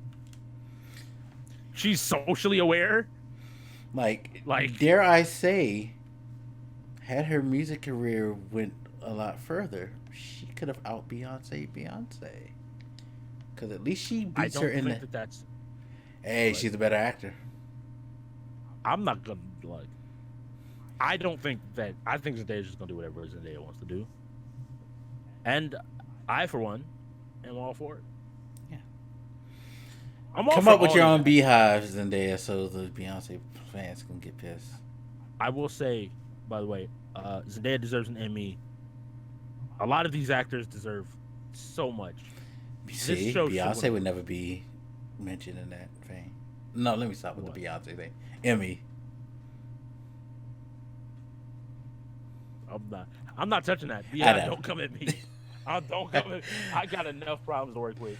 Particular people who watch this know I'm joking, and they know I'm joking because I like their reactions to like the Beehive stuff is hilarious to me. We're on the way though. I can't wait for season 2. We'll do every episode individually in season 5. Oh my god! I would actually like to find a show to do episodically like that. Like seriously, I will be doing that with When They See Us. I actually have to watch it again to do it. What is When They See Us on? It's already on Netflix. Yeah, I just didn't know where it was. Yeah. It's why I was. I'm already gonna be doing an episodic like breakdown of that. God, watching that again is not gonna be so fun. Good, isn't it? It is. It is very well done, but that story, man. Even like it's one of the few times where even when you know like the entire story, seeing that shit just makes a whole lot of difference. Like, good lord, man, it taught me a lot about the judicial system. Not just in court before, conviction stuff, but the whole fucking goddamn parole system is just extremely fucked. If you want another recommendation on HBO, Years and Years. I've heard about that too. I'm gonna take a step back and just watch the black female sketch show instead, black lady sketch show instead. You don't like everybody out there. It doesn't always need to be heavy. Sometimes you want something a little light and just enjoyable. It doesn't need to be like, hey, the world's ending. The world is. Whatever. HBO is clearly trying to depress everybody. You did the Chernobyl shit, and then this. You're gonna have Watchmen. Jesus Christ, y'all just trying to. I'm all down for all of this. I'm down for all of this. Well, there we go. You want to do an episodic thing? Watchmen. Boom.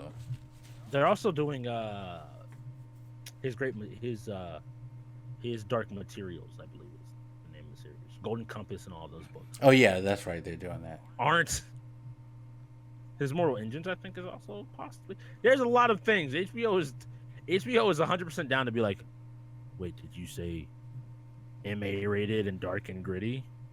We can do dark. Yeah, and not just dark as in morbid, but dark as in Game of Thrones episode 2, 3 of season 8, where you just can't see the shit at all. I saw it fine. Oh, like people complain about everything. Yeah, I know. You gotta let people complain. Yeah. But I also said I'm one of those assholes who like because I have a 4K TV. Maybe that's what helped. So. Season 8 was not as bad as people made it out. It was a great season. It ended. The show ended the way it was supposed to. People, shut up. Now that's true. Shut up. The decisions all made sense.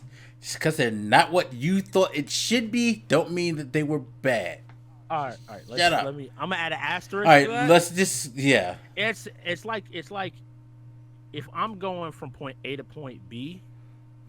Point A to point B makes sense. The path they took to get there, they definitely erased like half the map for no reason. Well, yeah, Dany ended up where she was supposed to be. Just because you don't like Cersei, don't mean that I have to care. And of course, R.R. Martin is gonna tell you that the greatest people in the world that deserve to be kings are storytellers. He's a fucking writer. You goddamn apes. Yeah. And y'all have to remember he advised them on this shit. So don't put it all on 100%. D&D. Y'all acting like they fucking like decided And to if just you go off the thought rail. they did bad with that, let's see what they do with that $200 million from Netflix. Or the money from Disney. Because they're going to do the Star Wars trilogy. They just go make money. So, hey. All right, so we got off rails a bit with that, but... Nah, what we did was we gave you plenty of things to clutch and hold on to after finishing Euphoria, because you have to wait for season 2. It is just they're making one. There's no confirmed date. Do not go with people saying like, "Oh, it'll come out next year." Nah, I think it's going to be a minimum 2-year wait, which will be amazing, Black, when you have to go back and watch the micro penis scene. No, I think I'm going to skip and pick and choose. Nah, you can just watch the micro penis scenes. No, I'm good. The fact, by the way, when they showed I her, don't wanna her see- sugar daddies, they showed her sugar daddies, Oh my God. and all of them were just like, "Why you gotta hit V? Why do you have to do All over the worst stereotypical stereotype?" spectrum. Oh my God. Like, I was like, oh. But none will ever top the first one because that was just disgusting. Like, Hey, had your K Queen. like he literally had to use his thumb and index finger only. Like, that's insane. Oh, Laugh at me. right, sitting there crying, like using his thumb. No, like no. By the way, sir. apparently they said her reaction in that scene The was laugh. like her legitimate laugh from when she first saw it. That was like 100% just a legitimate laugh. I don't blame her. Like, It'd be hard to keep a straight face. I'm not gonna lie. You sitting there, you gotta like, be like, I was disgusted and laughing myself because I was like, "What the fuck? No, no!" And just like laughing. Like, it's funny because of everything I did, right? People, and I told people about like, hey, it can be kind of triggering. There's a bunch of dicks in one scene. I elected to leave out micro penis. Micro penis was like the line that I didn't think people. you probably should have prepped them for that. Because I think that's a make or break thing. Seriously, guys. If you're comfortable with some if you're comfortable with male nudity, Oh yeah, that's one thing they flip on their head. They're not like, oh, women's breasts are always out. Like that's what we're gonna go with nudity in this show. It's like, nah, you're gonna see some dicks. yeah. And it's not like you just see a dick. Nah, you're up in a locker room. Think Any Given Sunday. It has context. There's never just like, here is 30 seconds of a penis on screen for no reason. Back to our regularly scheduled program. Yeah. It just so happens one of the main characters walks around with a phone full of dick pic.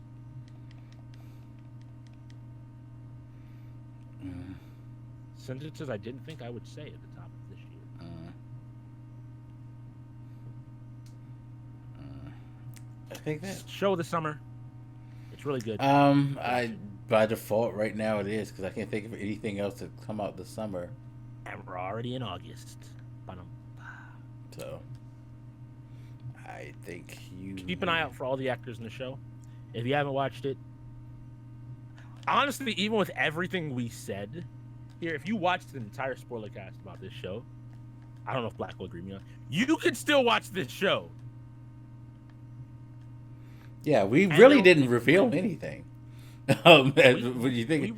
We talked about different like aspects of it and themes more than anything. We didn't like say, and then the knife came out or anything like that. Like watch it because I still think the acting. Yeah, and how well I think even if we would have and told the story beat for beat, you still need to watch it to really, really get the full impact of it. All right. Yeah, I think we're coming up, but Black. Time to cue Donny Hathaway and hit the sepia tone. You know, I probably will do that now. Thank you, because you just legitimately gave me, an idea of how to close this out. It is going the closeout song is going to be a song for you. Bam, you just nailed it. It was so unfair. I made it through so much of that episode completely fine, and that came on in that scene. I was That's why I hit you like that. I was like, yo, y'all really gonna fuck with us now.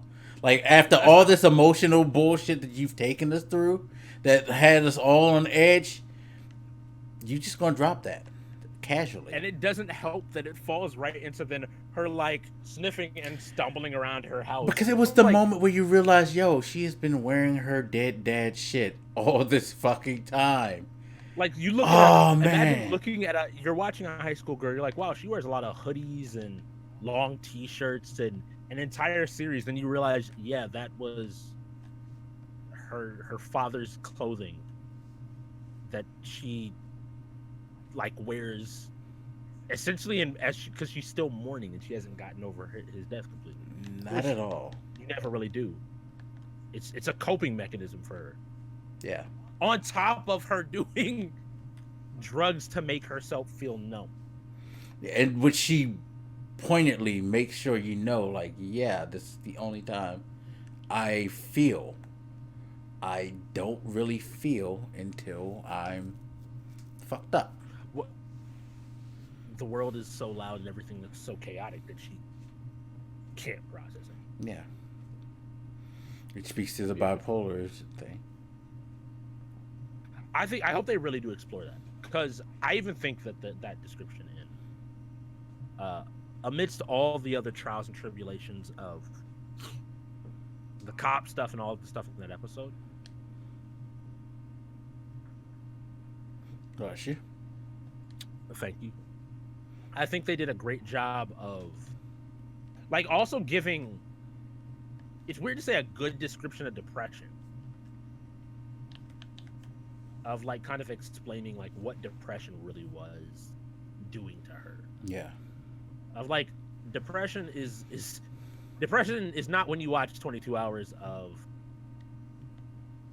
depression is yeah, not like her that was a hours byproduct of like she was like it's when you stop worrying about watching 22 hours of a show back to back wanting more and you just stop caring.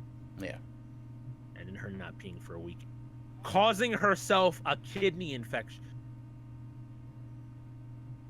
Oh, that hurt my head. Yeah. When you cause yourself a kidney infection by not going to the bathroom. Yeah, like I gotta tell y'all, it hurts when you unintentionally get the shit like that. Yeah. So I gotta imagine how much more it suffers because you aren't going for 22 hours. Her trying to walk down that hallway. Yeah. That was, again, I don't like doing that because I feel like there were so many good scenes, but I feel like I can't really look to Zendaya's performance at any real point and be like, yeah, that was just bad. Like, she did good to great, I think, throughout the show. Yeah, no, I pretty much everything, especially when it had emphasis that she did, um, hit the nail. You know, she was very, very good. She should get an Emmy nomination. And it's a shame that it's too late for this year. But shit, she wouldn't have won because it's too much shit. Next, I think 100%. But yeah, next year when they roll out this HBO shit, she's going to be at the top of the list, and she's probably going to fucking like get her due. Cause yeah, if it Also, were I a don't movie, she understand- would be nominated for an Oscar. Also, do you want me to be honest? HBO is not going to have another Brienne of Tarth situation Oh. where the actor or actress has to submit themselves to the to get to be nominated for the Emmy. To be fair, that show got too many people who were good on it. Oh, I mean, Like, you could probably nominate half that cast, and they would deservedly be up there. But even still, I don't think they're going to do that again. Especially not with the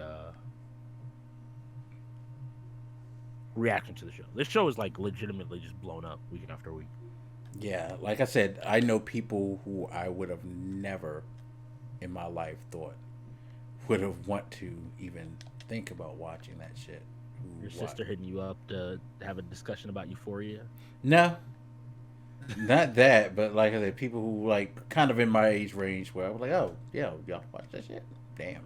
Oh, yeah, me too. That's cool. Shit is good. Yeah. If you want to understand the children today, watch it. Yeah, you should. You definitely should. But like we said, to understand the kids today, you gotta. Especially if you're a parent, and that was one of my biggest points. Like, if you're a parent, you kind of do yourself a disservice if you don't actually take a chance and check out that. Especially if you're a parent of someone who's a tween and up. Yeah, watch. And know that like kids today are having like serious problems that they need to deal with, and that you should be mindful of. Aware and try to strike up a conversation in a reasonable, Yeah. like, yeah, supportive and reasonable. Like, of course, you may not like the situation they're in, No. but this at least makes you aware that they could be in a situation. I think it's really easy to fantasize and almost like put, oh yeah, high school. Of course, they're drugs and sex and drama, but you know that doesn't really affect my kid until your kid is walked in pregnant, or your kid has to go to rehab. All right. Be that for alcohol or something harder. Because that's the big thing I think to me as well. They never specified that what, like, yes, Rue used pain meds, right? Obviously, in the opioid crisis, that's the thing. But she never was like, I'm addicted to pain meds. She's just like, no, I'm an addict. I use drugs. Yeah. She literally was walking in, and the guy was like, hey, we got some new shit. You want to try this? It's like, yeah, sure, why not? I'll buy that and try that. Addiction. Yeah. No. It's fucking. Yeah. Just watch the show, people. Seriously. If you're feeling overwhelmed, please go talk to somebody. Yeah. There's more than likely a free clinic. I think this show kind of did a service to a lot of people by giving them a reason to go seek help. Like, if you can identify with this stuff, definitely go and find someone to talk to about this. And that's why, again, this is another reason why I say parents should watch, and so they can understand, and maybe they can start that sharing a dialogue with their kids on a lot of these things, because your kid could show behavior patterns of someone such as a cat. They could be Alexi. You might be the dad who is Nate's dad, and you could possibly be raising another Nate. Like, both sides can find reflections of themselves to feed off of. and it could help. It definitely could help a lot. So It's. I think it's a you hit on it. It's the type of show that will do a great job. I think if you're open to it, it's starting conversation. yeah, Like I said, I'm fully willing to say that like I know a lot of the stuff that like I have an addictive personality, but it's sometimes a reminder of seeing like it's a way of seeing it without having to be that far on the edge because you a lot of times don't necessarily.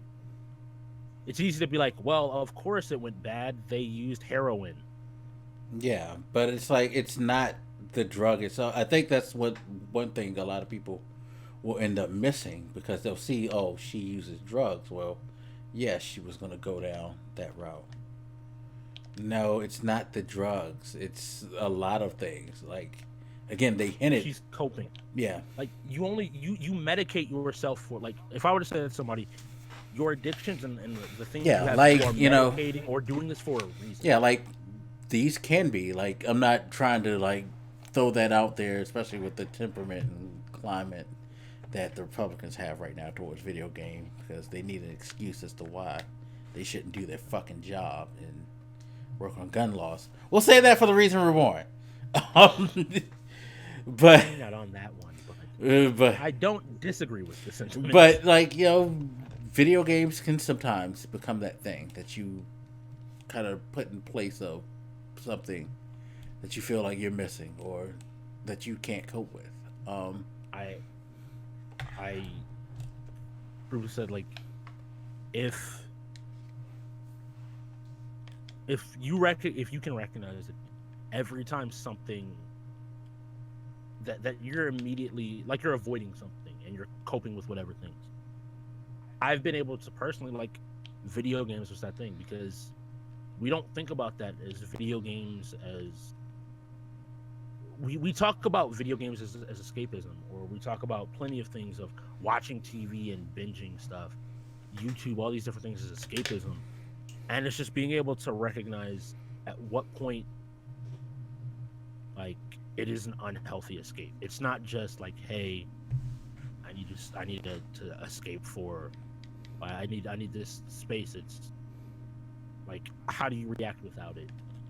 How is your personality with it? What is it doing to your life? It's a big conversation that I think it's never going to just be as simple as don't do drugs. Because drugs wouldn't be necessary if people weren't in a situation where they felt like they needed to be completely removed from the world. Which doesn't just happen with drugs. Yeah. To the person out there that's if I offend you, I'm sorry. And if you are offended, maybe you will start some soul searching. Maybe you constantly support the Patriots because you need some coping mechanism to need to be feeling like you're winning in your life. And that's not just the Patriots, but that can be any team. I know some Patriots fans I should play this for now. Just to fuck with them. Maybe you bandwagon to team after team because you want a team to feel successful. When your team is losing, it feels bad because it's hard for you to cheer for them because they're not successful. It can fit in so many different things. Yeah, no, it's true. I was just thinking about like this. I've mentioned before, like doing vlogs helps me cope with things, like a podcast, because it gives me like a platform of expression that may not be expressing what I need to, but it's an outlet. Again, video games is one thing that can be looked for me. I've done a video talking about there was a period where I felt like I needed to numb myself with alcohol, things like that. It doesn't have to be necessarily drugs. There are a lot of. And I just be aware, like try to. What we're really getting at is, like, try to understand why you're doing what you're doing. That's a lot of what it means. If you're just having fun, cool, but don't tell yourself you're just having fun. Yeah. Especially if it's your immediate go-to when something's wrong. Oh, 100%. Like if it's because I jokingly say that about games right now, whereas my drive to play a lot of video games specifically has been really low. But I also have been here before. It's a thing where sometimes I just need to step back. You need to take a break because just like they say, like, hey, you start off smoking weed and then you need crack and then you need heroin, and like you can eventually become numb to the thing that you love in the first place if you're not careful. Yeah. Or the thing that you used it for in the first place. You keep looking for it in that. Go seek help. Try Googling your area for free mental health. In fact, clinics. Again, reasons to watch the show. They give you a link to a source to help you find the type of help you need. And you can text it or go to the source. Yeah. Like, so if you don't know where to look, you can look to the show and find it. Like, they're serious about this, like, stuff. And it's serious thing. Like, me and Katina talk about this all the time on another podcast about mental health and how important it is. You know, and not just in a way that benefits certain situations, like some people do. Again, watch The Reason We're Born, and you'll see what we're talking about. Well, I was literally gonna say, like, it's funny that I would almost argue this show has done more in the case of trying to shed light and otherwise help mental illness than the current politicians that are claiming that is the reason for recent events. Right. Like, it is actually somebody saying, like, here's the thing, and it's not all sunshine and rainbows, but if you want to get better, we love you. Watch Euphoria. Get help. Yeah. And remember, always close out with Donny Hathaway. Always. Dad, I'm never going to let that go now. It's hard, too. Very hard to let that go, because that shit was... It fit. It was a perfect way to make you, like, come full circle and realize, like, yo, there is a lot in this girl's life that she's trying to pick up the pieces on, and her dad's death was one of the biggest, like, things, and she still, like, as someone who's lost a parent, I totally got that. Like, yo, yeah, it's something that you have a very hard time getting over it, especially given the nature of your relationship, you know. So, yeah, like, just watch the damn show. Seriously, We talked all around it. Like, that's the whole point of this, is to watch the damn show.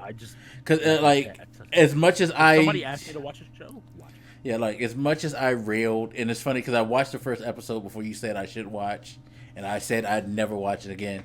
Much as I, like, kicked and screamed, I am very, very happy that I watched it, because I think it's not just a good TV show, but it's a beneficial piece of media as well to society. I think a lot of people can learn a lot. Like, it's a good thing. It's kind of like in the way that I felt the same way about When They See Us. I feel the same way about this, just for other reasons. But yeah, when a storyteller or writer tells their story, and it's one of those situations where they got the right people and brought everybody together in the right way, that parents, not everything is just high school drama, and sometimes high school drama is a little bit more serious than maybe even you remember, is what I would say to you. Yeah, especially since times have changed. Micro penises have never changed. And that's my nightmare for the night. All right, we're finished with this. I'm done. Watch the goddamn show. Don't, like, just... I definitely do suggest alcohol for the goddamn micropenis, because goddamn it. Like, oh my god. Nightmare fuel. But anyway. But yeah, great show. Watch it. Can't wait for season 2, oddly enough, because I want to see how these characters evolve. Definitely. and what other topics they touch on. So, any closing thoughts for you, sir? I'm. If you interact with me and ask me what to watch, you already know the answer. So, just I am forever a stand of this show now.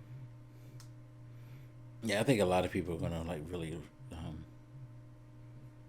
attach to this show as time goes on.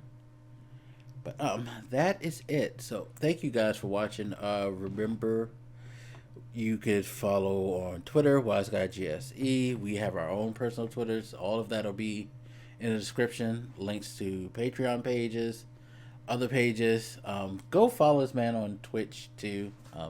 He streams just about every night now, right? Yeah, 5 days a week. Starting at 8 p.m. EST usually. And he also I tweet out if I'm not starting, so you can always keep up to date. Also has his own podcast that you can find on his Twitch channel too. That's a degenerate podcast. So. We discuss far less pertinent things than the social climate. But if you want to know what's going on with your favorite waifu or your favorite game character, we probably have you care. It doesn't have to be a serious thing. Like, you come here for the heavy stuff, you come to him for the entertaining stuff. Okay, put it up. Oh, don't worry. Although when me and you and Cardiac do another podcast, there's going to be some interesting, entertaining stuff to talk about. I still want to address that Niecy Nash thing because she might be one of the greatest philosophers. I sent you the link in the DM. Just now I have to go look. Yeah, go look at it. She is a great philosopher of our time. Her words should be heeded. I was kind of taking you seriously, and I thought you then said philosophizer, and I was like, okay, that makes sense. Just read the headline. She speaks the gospel.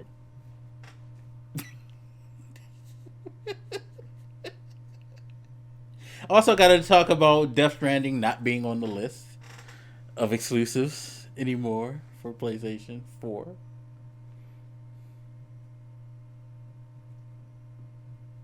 I love this podcast because I feel like I'm mad rude to people. Literally just said most Patriot fans have coping problems. It's all right. You'll get over it. Yeah. Tom Brady will retire, and you'll have to deal with it eventually. Well, he's a dick anyway. Fuck him. Yeah, I said it. I didn't say you were wrong. In fact, no, I'm not saying that to you. I'm saying that to any Patriots fan that hears this. Like, he's a fucking dick. Great football player. Fucking dick. You always have to clarify that because they'd be like, "Oh, y'all just mad." Never once said he was bad. Never not gonna just lie on the man. But like I said, just let me get one punch. He has a punchable face. Yeah, he does. If anything, if there was one reason why I would hate Tom Brady, it's because how dare he puts babies in nothing but supermodels? That's ridiculous. Yeah, his ex was a supermodel, and his wife is his ex-supermodel. And they both bear children for him. Why? Why him?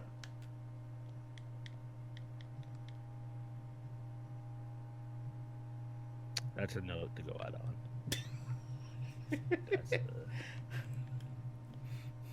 I'm just saying, jerks always find themselves in like the most agreeable situations. Tom Brady's gonna show up at your house one day. What with this MAGA hat? It's fine. Hey, whatever. He show up to my house, Tom Brady. I will probably just say you're a great football player. I hate your guts, and I'll leave it at that because you probably can hire anybody you want to kill me. So, go about your business. Stream last thing. Stream All For Us on Spotify, Apple Music. If you're wondering about any of the music from the season, there's a playlist on both Spotify and Apple Music with all the music from the show from the course this week. Yeah. So we're done with Patriot slander. We're done telling you guys to watch the show. It's not slander. It's the truth. I'm not disagreeing. I'm not disagreeing. But yeah, go do all that good stuff. Go follow everybody in the links description. Thank you guys. We appreciate you for watching, putting up with our shenanigans as usual. And we will see you on the next Spoilercast, all right? Take it easy, everybody. Peace. With 10,000 people watching, but we're alone now, and I'm singing this song to you.